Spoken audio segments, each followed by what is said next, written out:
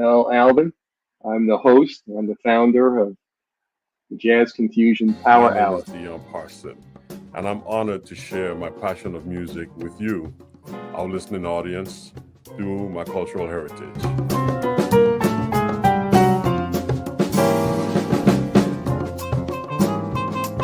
Things can change for you too. If you want to be brand new, that is absolutely possible.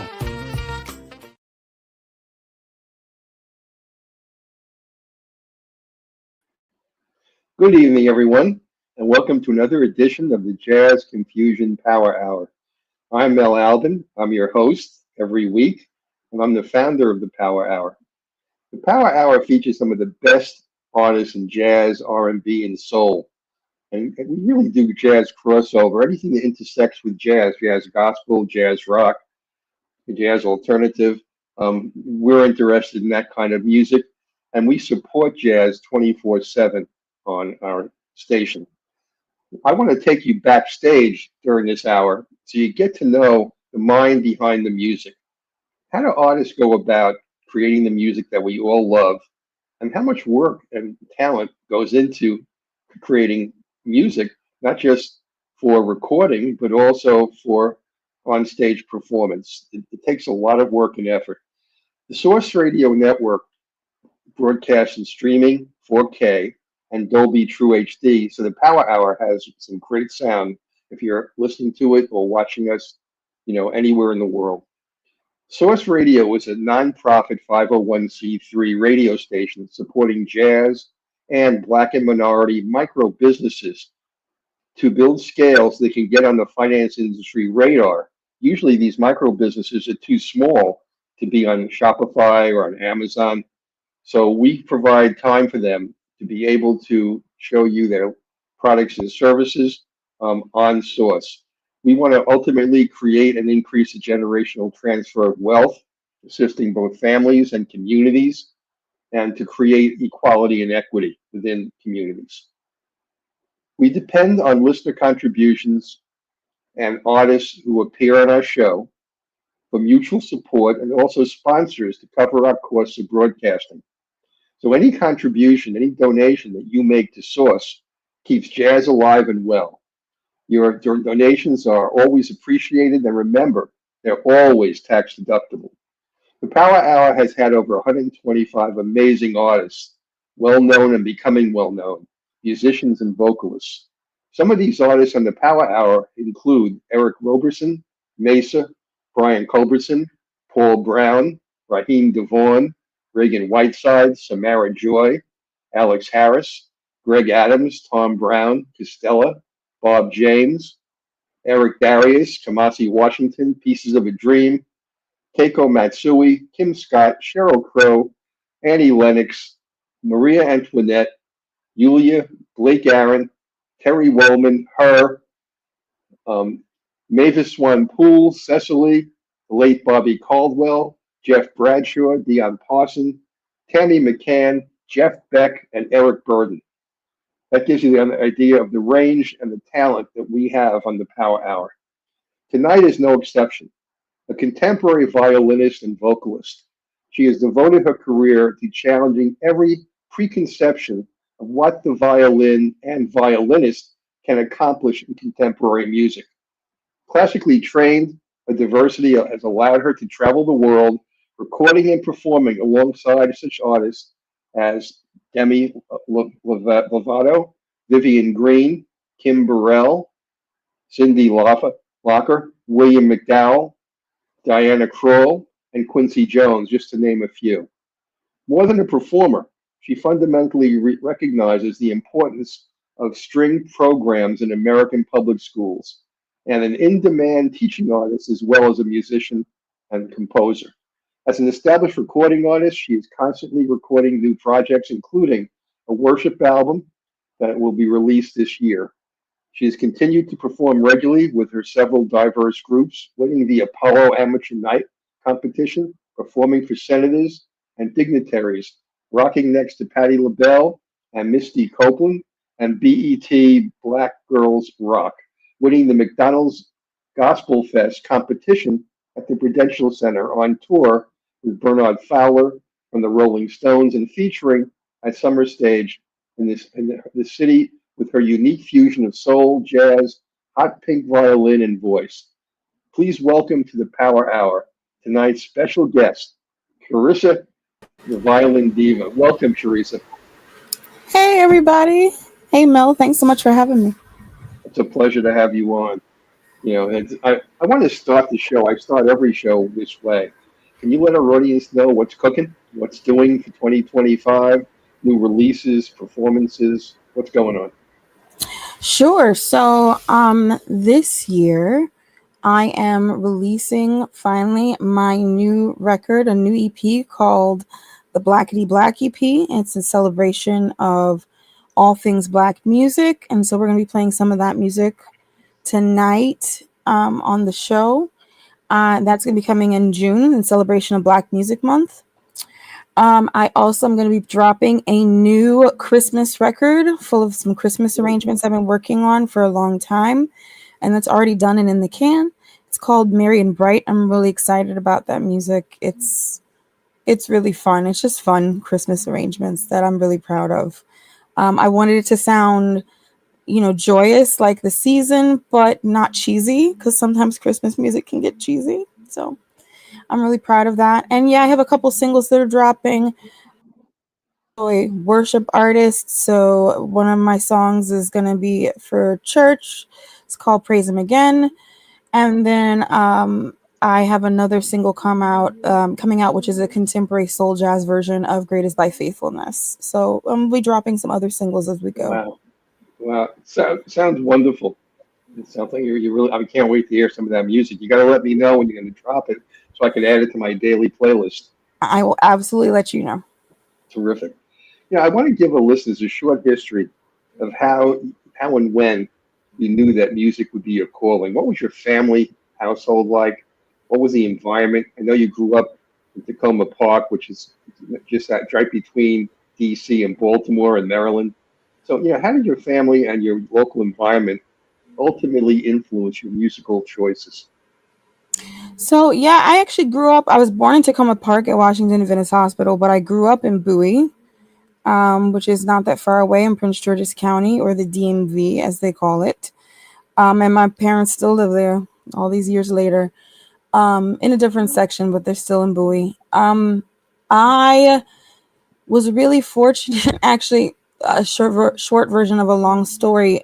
We were living in a house in Montgomery County, and where my brother was doing really, really great in a French immersion school. And the landlord called us and said he was selling the house and we had to get out really quick. And so the only place that my parents could find was in Landover. So they were really sad. They had to change school districts, but they moved to Prince George's County. And they were, and back then, and tells you how long ago it was, you had to stand and camp out at the DMV all night to get your kids in special programs. You remember that? And so we so country in Maryland, we really are. And so my parents took turns standing in line for us all night. And then when they finally got to the front of the line, my brother was able to get in the French immersion school, and that's where they wanted to send me to. But for my grade, my brother's 10 years older than me. For my grade, the French school was filled, which is great because I hate French. But there was a spot at a brand new art school that was opening up that year. And they're like, well, would you want her? Because I had tested in tag. So they were looking at the tag options, right? They're like, do you want her to go to the art school? My dad was like, maybe she'll like ballet or something. And instead of ballet shoes, about 6 weeks into the school year, and remember back then you could also start kindergarten as long as you turned 5 by January. And so my birthday's in November. So I was 4 years old and I brought home a permission slip saying, do you want your daughter to do violin? And they're like, do you want to do violin? And I said, yes. Like, do you even know what a violin is? Because I was 4. I'm like, yeah, you put it on your shoulder and you go like, and it makes a pretty sound. And they're like, okay. And so I brought home a violin, and I sounded so badly when I started that my dad begged me to stop. And he didn't quit there. And I have to keep on going. Thank you, and that's my backup. And so he sat me down after maybe about a month and said, hey, like, you're not a bad kid, but this violin thing, I don't think it's gonna work. I was bad. Oh my God, I made their ears bleed. I really did. God bless my parents. And he really couldn't take it. He sat me down and was like, and my parents were incredibly supportive about everything. This violin thing was not working. And I just sobbed and cried and said, no, Daddy, it has to be the violin. He's like, but what about piano? What about choir? I was like, no, it has to be the violin. I just love the violin so much. And he said he fought with me for like an hour and then gave up and went out to CVS and bought, true story, really, all our family earplugs. And my neighbors across the street. Right. And bought my neighbors across the street earplugs too, because I would practice. I get real hot when I play. Still to this day, I get hot when I perform. And so I would always practice with my window open. And my neighbor would hear me like killing something in my room and screaming about it. And it's funny, I was home for a gig like maybe a month ago. And my neighbor still lives across the street from my parents. And he's like, I had my violin on my back as I'm getting out the car. He's like, oh, yeah, that violin thing, it finally worked out, huh? Yeah. Your father could have been really insulting if he gave you a pair of earplugs, too. Right. So he heard me for years just killing the thing. But for me, the saving grace was that I just loved it so much. And I tell people, like, I literally just loved it so much. It just hit my soul in a particular kind of way that I literally loved it so much that I did not give up. And I stuck with it until I did not stuck anymore. And I, eventually Dad said he could pull like maybe 4 or 5 years later, he could pull like one earplug like halfway out. And it's like, oh, that's not as bad as I remember it. But I literally just kept at it, and I just loved it so much. There was an old comedian. There was an old comedian, Jack Benny, and he was on radio, and part of his thing was he would play the violin horrendously. And you would listen to your radio, and everybody would just cringe. Yeah, but he loved his violin. There are just certain instruments, and we know, like their frequencies, right? That just hit your ear in a particular kind of way, but not done well. French horn is another one. A bad French horn sounds like literally like a cow dying. It's just not. It's terrible. And so, yeah. But I will say this too, that like. You can look at like all of us as adult musicians and definitely see that certain personalities go with certain instruments. And so for me, I couldn't have switched because I just have the personality of a violinist, the mentality of a violinist, and my soul sings in violin. So what about the surrounding area besides your family? By the way, anybody in your family ever play an instrument, or was there music in your household? What kind of music was there? So my mother has always sung, and my mother is one of 13. And so they all grew up singing, and they were of the era, they grew up in Northeast DC. Still, most of them live there, because my cousins and aunts. And so they all grew up singing like their mom did and taking piano lessons. So most everybody took piano lessons, but none of them were musicians, and it wasn't really an option for our family culture at that time. My dad, like I said, my mom always sung, always played piano. My dad grew up playing piano and saxophone, and he went all the way through playing saxophone, even at Hampton's marching band when he went to Hampton for school. So, but then that was that thing too, right? The beef between, I don't know if you all know, but there's a beef in orchestra between wind players and string players. Yes. Because we have very different personalities, and we always like have issue with each other. I always, my least favorite orchestra seating was when they would put me in the back of the second violins, not because you're in the back of the second violins, but because literally that meant in my high school that I would be right in front of the trumpets. And so they'd be blowing their horns right in your ear, and you get the spit valves on the floor. Be the worst. But yeah, so that was the back of my family's background, actually. Well, you played violin obviously in public school. What did you do after public school? I guess I'm trying to figure out did you pursue your education and your musical training, or when did you start playing, professionally? So I always I always was in public school lessons and in public school orchestra all the way through K through 12. I went to Eleanor Roosevelt for my high school. I got a fellowship with the National Symphony Orchestra while I was in high school as well. So I won scholarship lessons with them. And the benefit of the whole program, it was a great program. I believe it's still in existence today. And then from there, I studied. My dad really was committed to me going to FAMU's master's program for a 5-year MBA. And I was like, no, I want to play violin. And he's like, and he was taking me around to schools just to see, but I had enrolled in FAMU's program just in case. And he said he knew it was over when we were sitting at Eastman School of Music. And they were like, yeah, and performance majors have to practice a minimum of 4 hours a day. And he looked over at me because he just knew, oh, that's going to be it. Here we go. I got my businesswoman, and he looked over at me and my eyes lit up. I was like, oh, I get to spend 4 hours a day just on violin. He said, oh God, it's over. That's it. And so that was the beginning of my violin career. I was fortunate enough to win a full scholarship to a school in Pittsburgh. And then I got my master's degree at Rutgers. Oh, wonderful. In Newark? No, actually in New Brunswick. And I split half my time between the classical and the jazz department. I had great teachers on both sides. Usually, and I have to shout him out, Mr. Arnold Steinhardt, who is former first violinist of the Guarneri Quartet.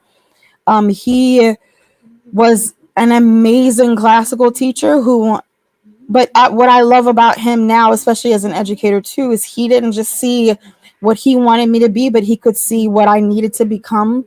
And so he allowed me to play classical and study all of that, of course, but like study jazz as much as I wanted to. All my electives wound up being in jazz. And he also let me play viola, and which I'm very grateful for to this day. So I'm equally as good a violist, which is very non-traditional classical. So I just happened to luck out and get like the best teacher for me at that time in my life. I'm eternally grateful for him. That's funny because I had the same experience. My graduate training was in psychology primarily, and I lucked out. I got a teacher by default who turned out to be a genius, and he understood what I wanted to be. And it's like it's just serendipitous, but you get a perfect fit sometimes, and there's no way to explain it. The stars just align properly, Absolutely. Yeah. I'm curious, since you're classically trained, and now I'm getting a better understanding of your migration to jazz because you had a teacher that encouraged you to go in that direction as well as classically. So, but how do you transition from classical to jazz? How did you do that? It's so different because jazz is very impromptu. It's not easy. I've helped quite a few people transition now.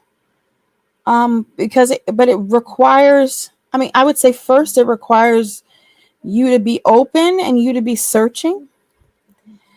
Because your brain has to be open. So most of the time when I have not been successful helping someone transition in that respect, it's because their brain, they have like a mental block where they just can't get past the box that is created by classical music. And listen, I am forever indebted to and forever love classical music. I still love Brahms and Shostakovich like nobody's business. But at that particular time in my life, which was, I would say, for me, the journey started about halfway through my bachelor's program. I had actually won my first job, and this was the thing. Like this, it was like a 10 concert series in New York. This is the thing I'd worked for my whole life, you know what I mean? And I looked to my left and looked to my right. And I was like, there has to be more. there has to be more. And I'd always sung in church and, just for fun. But I had never sung and played at the same time. And there was something in me that really wanted to connect to my instrument on a deeper level. You're constantly taught in classical music that the composer is like God, and what is on the printed page. I've been in rehearsals where literally like we've debated for 30 minutes on the length of a dot and what that means and how to interpret it. And now those rehearsals drive me crazy, by the way. But it's funny you should say that, because I've said this on my show several times. One of the great things I ever heard came out of Miles Davis when he was asked about how does he, how you read music, how do you make the sounds you make from the notes you see? And he said the notes only tell you it's a starting point. How long you hold the note, how loud you play the note, what. He went through a whole discussion about the artist creates the note. The note is just there to guide you, but the actual sound comes out of the artist, not out of the music. And so I there's a complexity to music that's intuitive, not just structured. Mm-hmm. But I'm still curious. Jazz is so impromptu. How did you break out of that box? I mean, so it's two things. It's one, like I said, being open and being willing, because there comes a point, like someone can talk to you about the theory of swimming for your whole life, right? But eventually you got to throw yourself in the pool. Right. And so the blessing of jazz to classical relationship is that it does use the same harmony. I went all the way through Schenkerian analysis in grad school because I just loved it. It's part of my cerebral analytical brain that just totally jived with that. So, I mean, like that kind of like harmonic analysis and higher level thinking, that it's absolutely part of the classical tradition. But what I found is that my jazz foundation actually became the practice of the theory that I was learning cerebrally in classical, because you're actually taught, especially as a melody player, like a violinist, you're taught to not think like that. I'm concerned about my note. Right. I'm thinking completely vertically, and I'm thinking about my note, the sound production, the approach, the length of that dot, my bow control, all of those things. I'm not thinking about how my note is interacting with all the 17 other notes that are on the conductor's score. That's just not something that we are taught. Make that one line perfect. That is your job. Whereas jazz, you are constantly thinking vertically, or horizontally, but also vertically at all times. And so for me, jazz was the application of that. And for me, I also really needed something to connect to culturally. I'd played, music essentially by dead Caucasian men my entire life, which is real. Well, who were some of your early jazz influences on violin?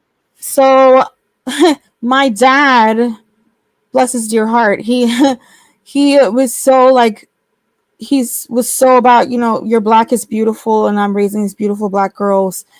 But he saw that I had not had any African influences in my career development. Okay, this is something you're going to do. You need to know, you're going to need to know some stuff, girl. And he handed me 2 records that changed my life, probably when I was about 17, because I remember I started kindergarten early, so I went to school. I went to college early. I went to college at 17. He handed me Regina Carter's Rhythm of the Heart. No, I know that. And Noel Pointer's Fantasia album, the one where he's like bare-chested and holding the violin like that. And I just listened to those things on repeat, nonstop for months. And that was my first glimpse into the different world and a different approach to violin playing.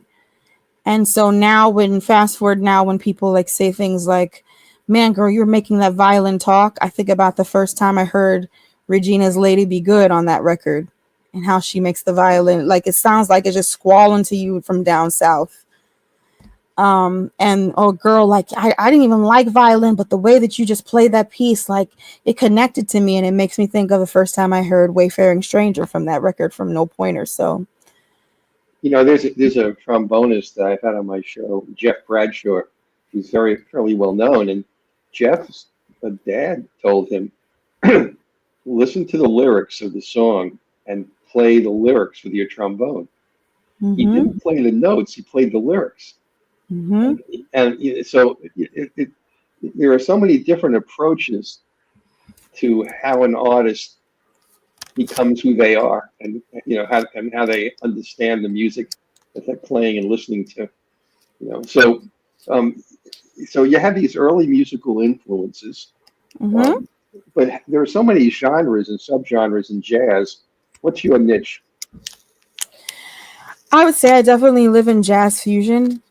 So a la Hiatus Coyote, Snarky Puppy, Esperanza Spaldings. Yeah, Laura Mvula, like that particular lane where it straddles between jazz and R&B, sometimes funk. That's absolutely what my soul writes in.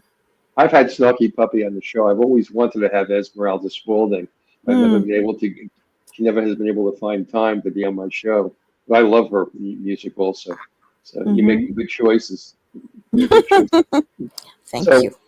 Let's play the first song. I know people are listening here and they want to hear your music. So the first song I want to play is Afro Blues Revisited. Why don't you tell everybody a little bit how that song came about? Sure. So Afro Blue, well, I mean, the role of a string player in a non-conventional band, like a jazz band, R&B band, pop band, I would say we're a pivot instrument. Sometimes you're the horn player, sometimes you're the vocalist, sometimes you actually are a string player, sometimes you're the guitar. Depending on, it's a pivot, like a pivot as in a role. Your role changes and where you're needed in the song changes according to what song you're playing and how the lead instrument or lead vocalist is playing the melody. So on one such occasion, we were playing on a gig, Afro Blue, and I'm a sucker for tenor sax, but in particular, a sucker for the sound of John Coltrane. And I was like, well, man, like it's in 3, but what if we flipped it to 4 and kind of like grooved it out a little bit?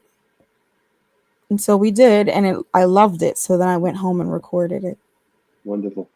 All right. Well, let's hear the first song of the evening from Charisa, the Violin Diva. And the song is called Afro Blues Revisited. I hope I pull up the right,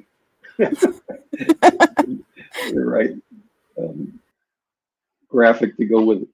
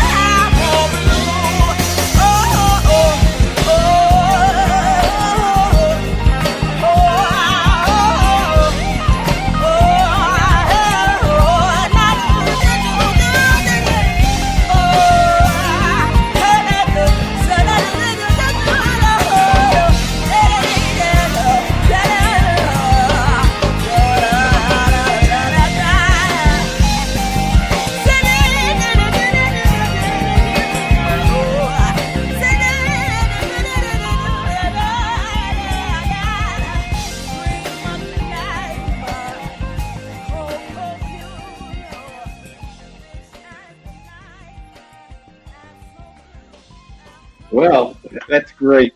I love it. That's really a great piece. It's very innovative. I haven't heard much like that.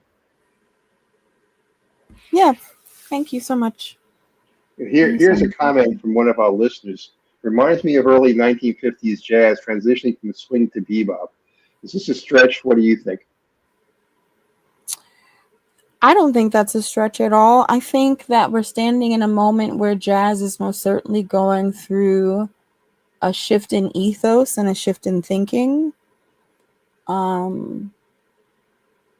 Music happens in cycles, and creatives, as it were, we're very externally driven, and the world has been a really interesting place to inhabit lately.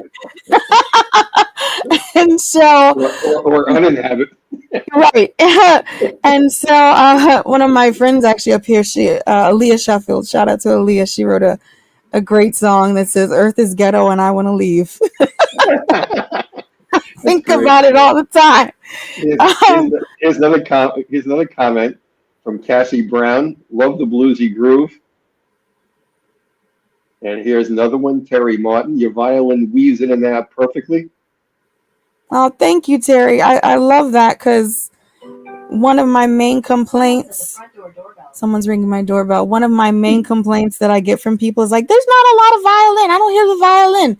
I don't necessarily smack you in the face with it, but there's strings all over everything I do, because I'm a string player. So I appreciate that, Terry.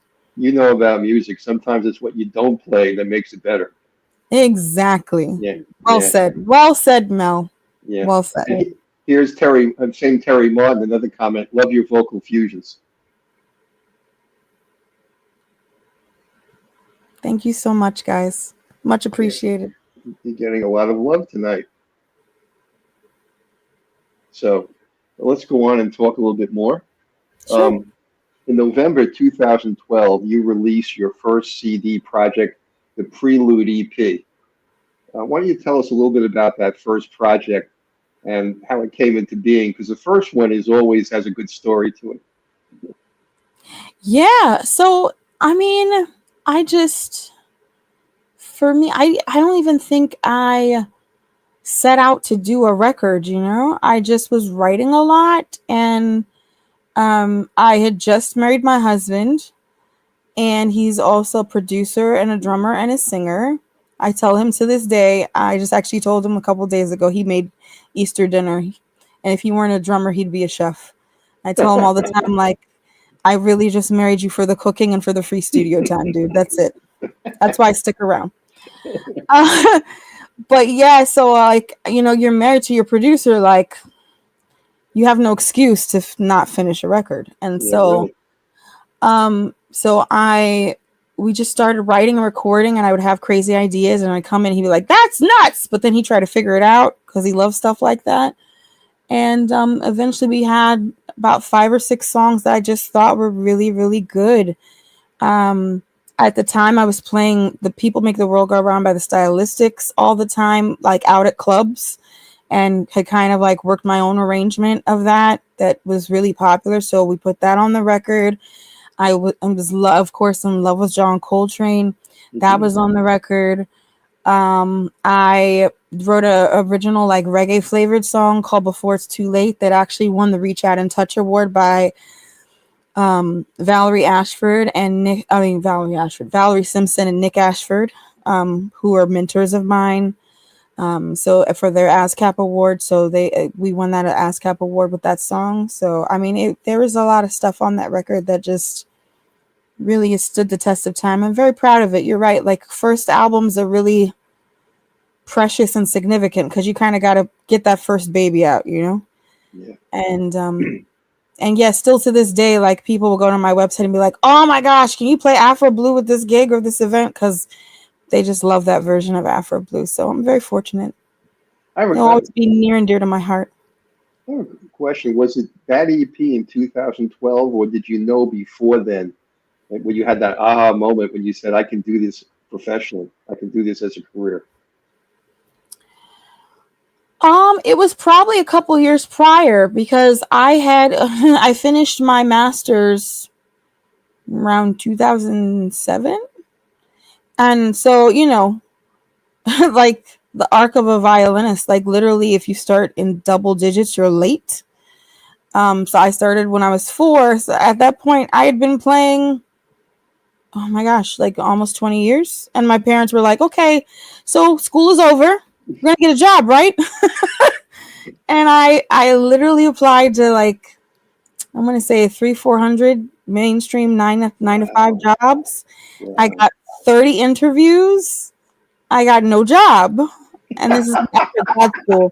Right. Why don't I just like do violin? Because that's what I want to do. That's my heart. And like in less than 2-3 months, I was able to support myself on violin. So that's it. I never looked back.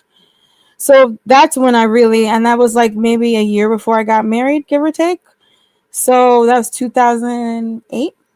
So 2008 was when I knew, because I was able to support myself in New York full time as a musician right from the door. And like I said, I never looked back, and that's it. It's funny. When I got out of the Army, I was trying to figure out what do I want to do. And I looked at probably 200 or 300 different jobs, and I didn't want to do any of them. And the only thing that was left was teaching. So life has a funny way of steering you to what you're supposed to do, man. Like really, it really is. I mean, if it was planned, that would be one thing. Exactly. It was very much not planned. I'm like, we'll see, and there it went. So that's where we are. Okay, you've appeared with a lot of legendary artists. I mentioned some of them during your introduction to the show, and you've also played at prestigious events. Could you tell us about which one you would consider probably the most memorable and how it impacted your music career?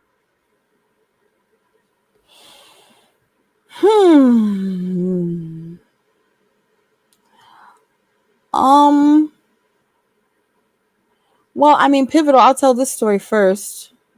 So it wasn't as a sideman. It wasn't a gig, but it was my first time in front of a band singing and playing. I was really fortunate. This is in the middle of grad school, so like 2006-ish. I was really fortunate to be part of this program that no longer exists out in Los Angeles. It used to be at UCLA, called the Henry Mancini Institute, Sure. where it was like half film orchestra, but half contemporary orchestra. Think like New Deco, the New Deco ensemble. It was like that before they existed. And with like a film arm, because we're in Los Angeles. And so they would bring in Howard Shore to conduct us, and Vince Mendoza to conduct us. And our teachers would be all the film guys from the LA circuit. Like it was bananas. Maria Schneider would come in and sit in with us. And Diana Krall and Quincy Jones would come in and sit in with us. And it was absolutely bananas place. But we had something to the equivalent of like a talent show for the kids who were there. We studied for 6 weeks. It's tuition free.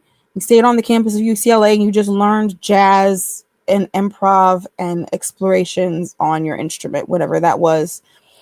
And my coaches were Jeremy Cohen of the San Francisco String Quartet and Lisa Terry, who was the second violinist from the Uptown String Quartet, founded by Mr. Max Roach for his daughter, Maxine, who played the viola in that quartet, which was a very legendary quartet because they were all female and all African American, and them ladies were not, cute string players, though they could swing before people were really doing that in that context. And I'm ever grateful to Lisa and Jeremy because they poured their whole soul into me. I went 3 summers in a row, and they poured their whole souls into me those 3 summers. And in particular, I remember a moment where I'd signed up to sing and play at the talent show, and it was my first time singing and playing in public. We'd done it a few times in practice, and everybody at the camp knew I could play violin, but nobody knew I could sing. And I'd been practicing with the band, and my song was Stormy Monday, and I got up in front of all of my friends and peers and the coaches and sang and played Stormy Monday and took my first improvised solo. And by the way, like, I'd been sick 3 times backstage because I was so nervous. And so you're talking about like that bridge between classical and jazz. You just got to be willing and you got to want it. And I remember for the rest of my life to this day, Lisa Terry took me by my shoulders and said, Charisa, still makes me emotional. The world needs to hear what you have to say. So you have to do this. I'm curious. Did you ever come across John Messeri, the conductor? No. Okay, I was just curious because he was a big Gershwin. You know, he loved Gershwin, and he was tutored by Leonard Bernstein. He was apprenticed with Bernstein, and I had gone to high school with him. And he was the conductor for Yale Symphony Orchestra, and he moved to California, and he was at UCLA. So I'm just wondering if you ever came across him. No, we didn't have him in our camp, but he sounds interesting. I love Gershwin too, and I also love that Gershwin is coming into the public domain now. Yay! Yes, I've always been a Gershwin fanatic. I love Gershwin's music. Let's play another one of your beautiful songs. I want to play Inner City. So let me play that first, and then you can tell us about it afterwards. But before I play it, I want you to tell me if I have the right artwork. Is that right? No, it's the other photo. It's the rock star photo. Nope, rock star photo. It's just me, my face. Nope. Just you? It's just me. Yeah, there you go. Oh, okay. I want to make sure I got the right one. Thank you. So now we're going to play Inner City Blues. Okay? Right, cool. This is by Charisa the Violin Diva.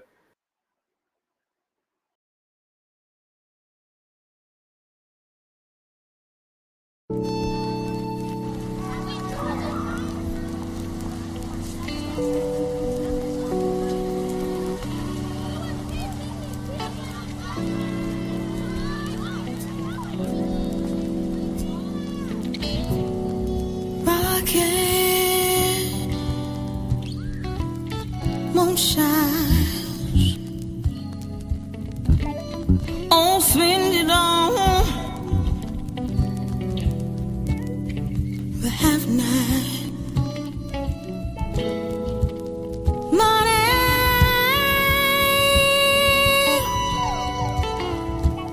We make it for this year. You take it. Makes me wanna holler,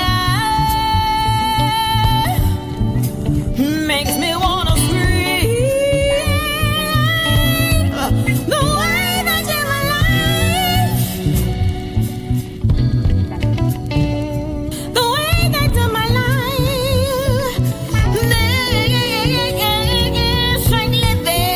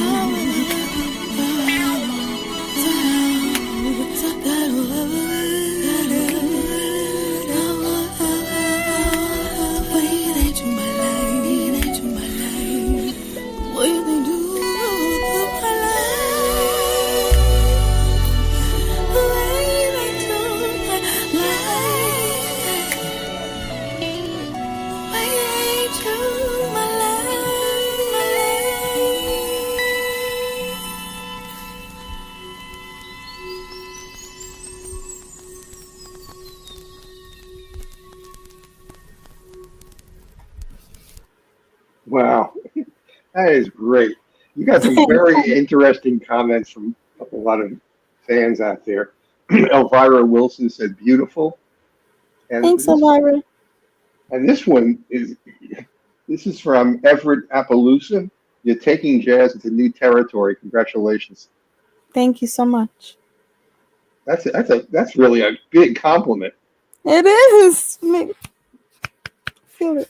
Very creative, edgy. Harriet Brown. Thanks, Harriet. I think people are really plugging into what you're trying to do. Thanks so much. Yeah, there's 2 or 3 other comments, but we're running out of time. It's already, we only have 10 minutes left, so we'll have to hold off on some of those. Let me see what I ask you now. Okay, how did is it difficult to go from the violin being a supporting instrument to being the lead instrument? Is that difficult for you to make that transition? No, because so many years now playing in bands, like I was talking about before, if you learn how the violin is supposed to pivot throughout the band according to what the song needs and what the lead artist needs in that moment, it's not a stretch to then suddenly take over the melody and the lead. And then as far as being a band leader, like you say you sing and you play in front of a band and people have a certain mentality. In my experience, at least, I found that people think of like, My Heart Will Go On with long flowing dresses and big fans with billowing in the wind.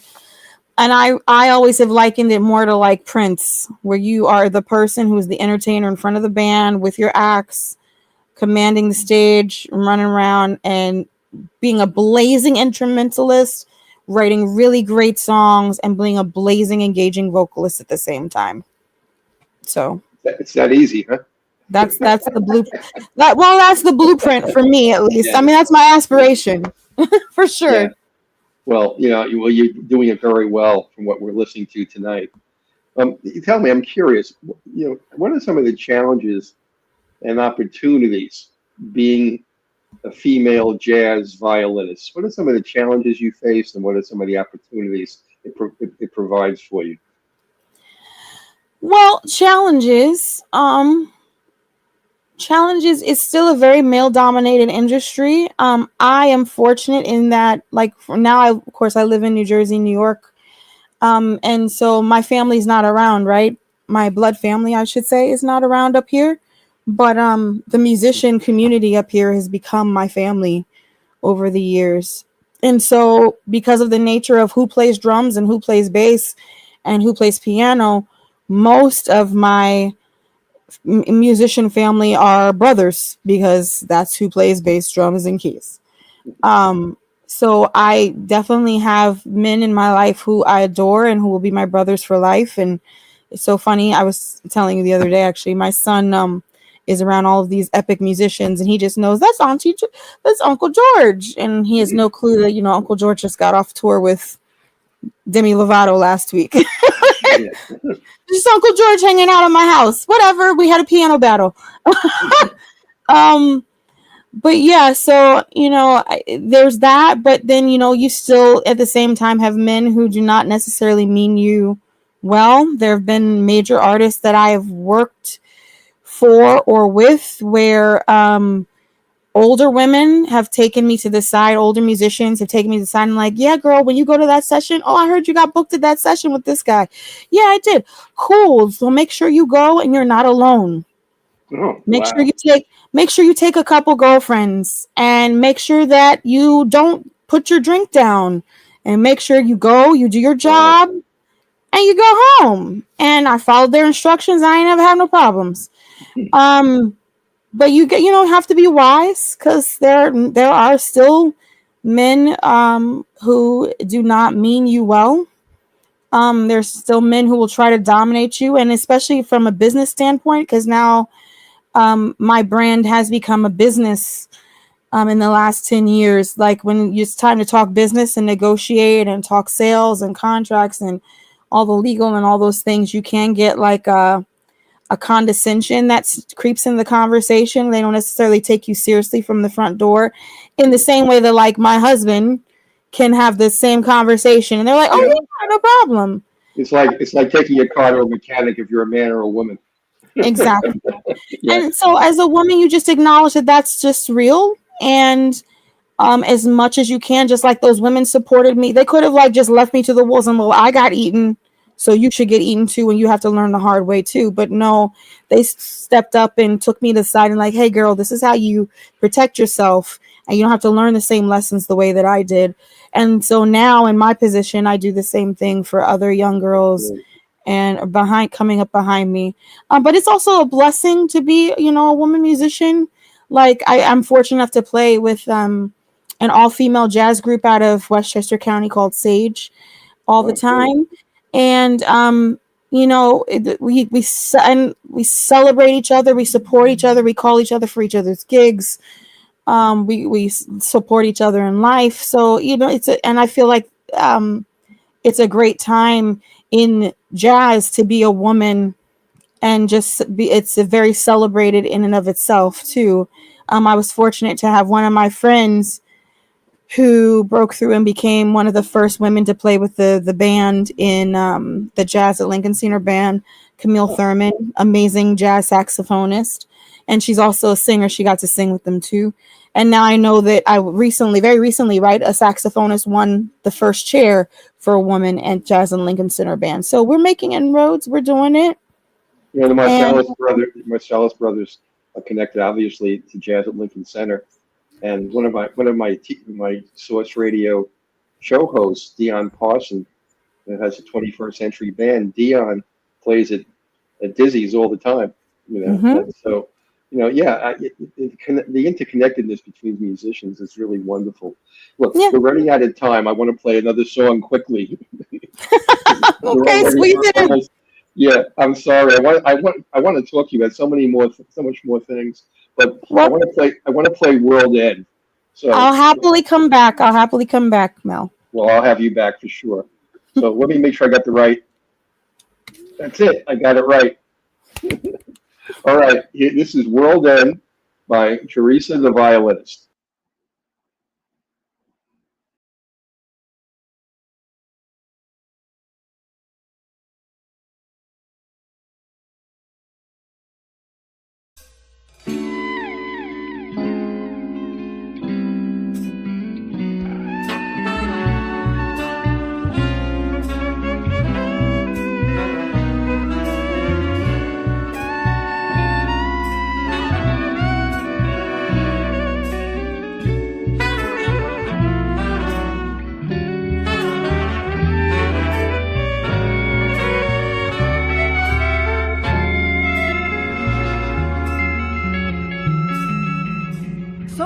How the world ends.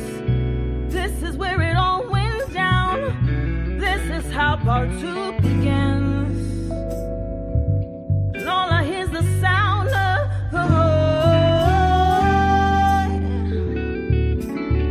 But where is the noise? So this is how the world ends. This is when things fell apart. What happened?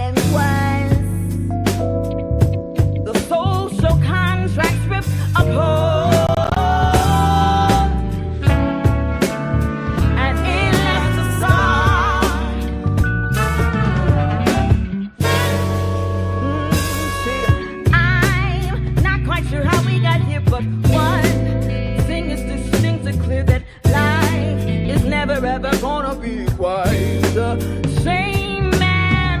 Not sure if it was aliens or bugs, but I'm gonna give my sons a hug and try to figure out how the heck we find our way back. But I still hope.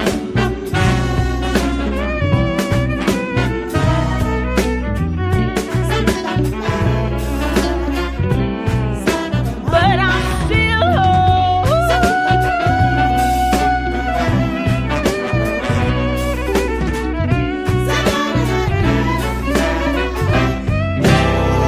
Why is it so quiet? I thought it'd be louder.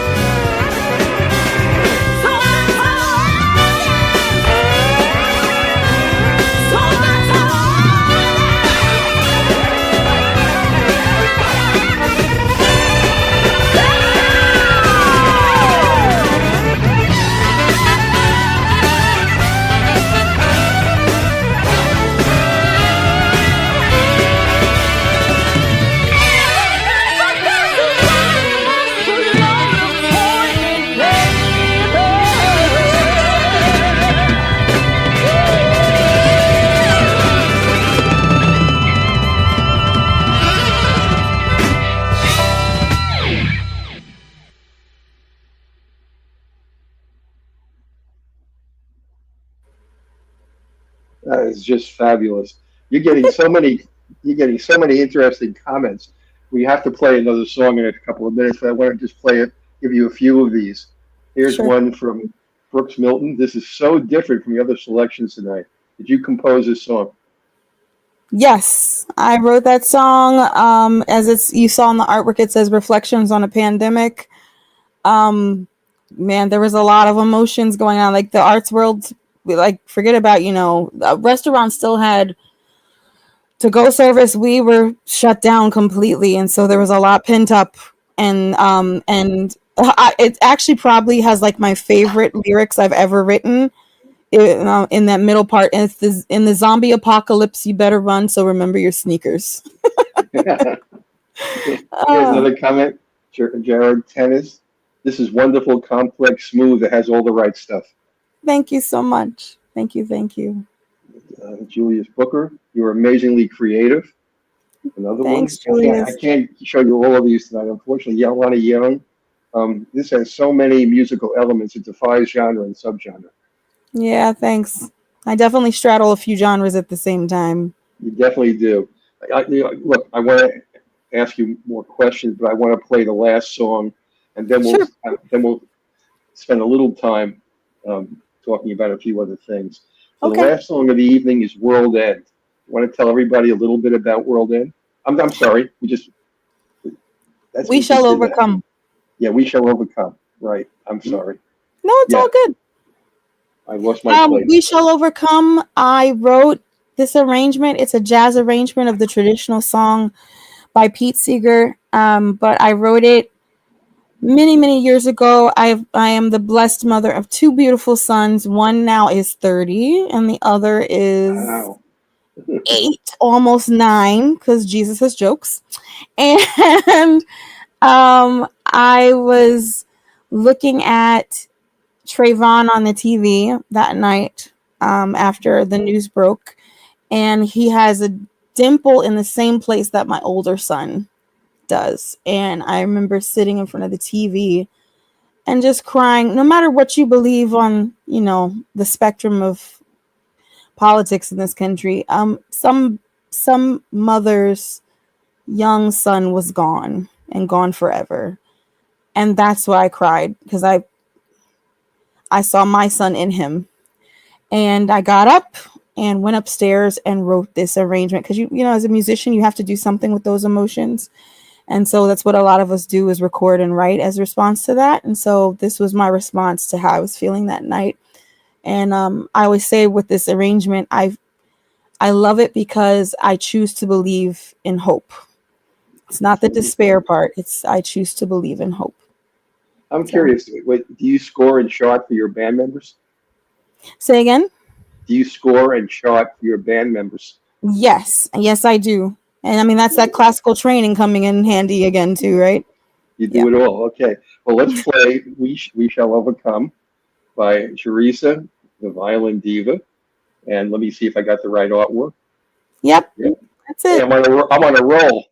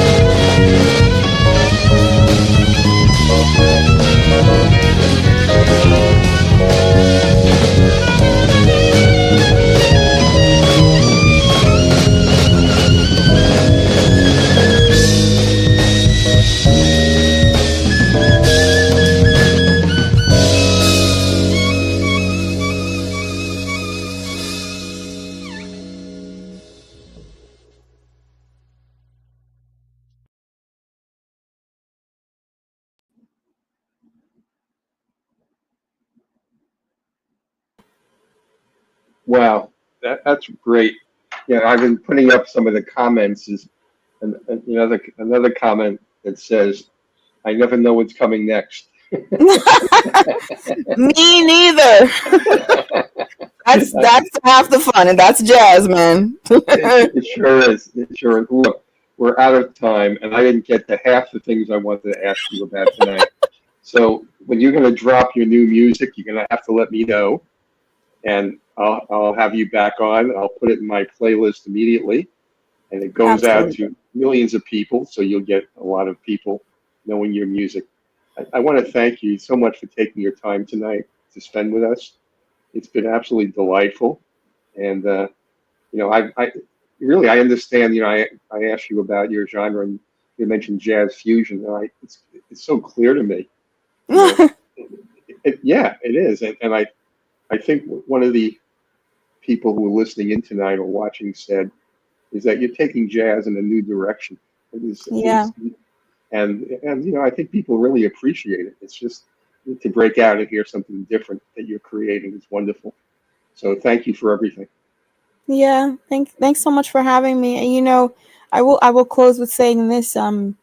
For me, I vividly remember still standing there, a classical musician looking for something more, and it's always been about how what I'm creating and how what I'm doing connects with the people, and how it speaks to people, and so that's very meaningful. I appreciate all the lovely comments from everybody tonight. Thank you so much, and thank you for having me here, Mel. I'm so privileged that I got to witness you all connecting to the music in this way. So, well, I want to thank you because it's an honor for me to have you here tonight. Why don't you tell everybody where they can become a fan and where they can find your music? Sure. So I live on my website, www.theviolindiva.com. That's www.theviolindiva.com. You can also find me on Instagram at _Violin Diva, on Facebook, which is facebook.com/Charisa The Violin Diva. And hopefully see me at a show sometime soon. I have a lot of great shows coming up through the summer. I'll be sure to tell Mel about them. But you can find out about them on any of those platforms as well. Yeah.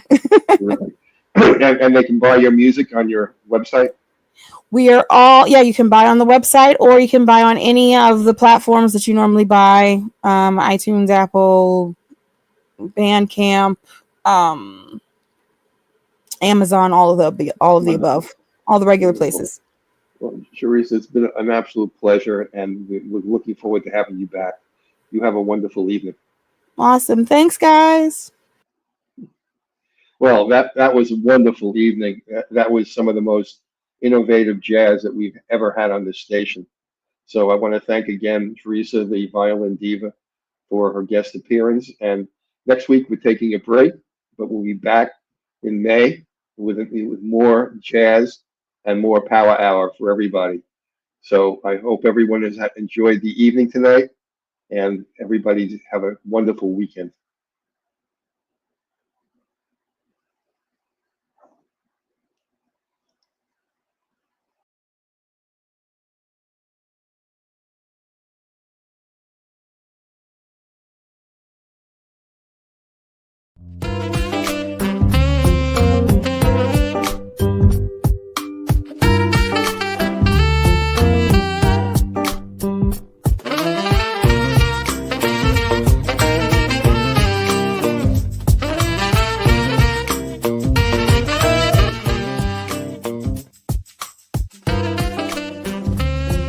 I'm Albin.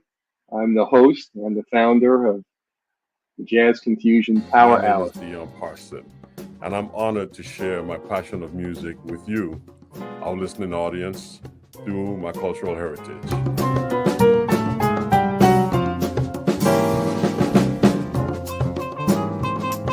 Things can change for you too. If you want to be brand new, that is absolutely possible.